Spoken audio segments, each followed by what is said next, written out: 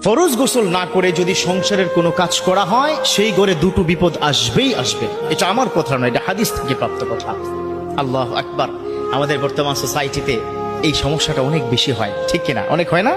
ফরজ গোসল করে না, অথচ জানে না যে ফরজ গোসল না করে যদি কোনো বান্দা মারা যায় তাহলে তার জান্নাত এবং জাহান্নামের মধ্যবর্তী জায়গায় ঝুলে পড়ে।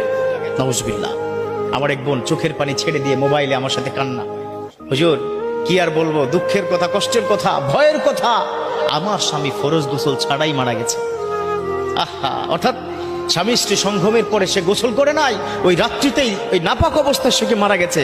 আমাকে জিজ্ঞাসা করে, হুজুর তিনি কি জান্নাতি নাকি জাহান্নামী? কত কঠিন কথা, স্ত্রী স্বামীর বিষয় কথা বলে।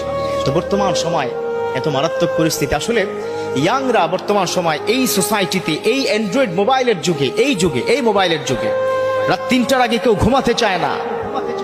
তারপরে কি করে, যখন ঘুমিয়ে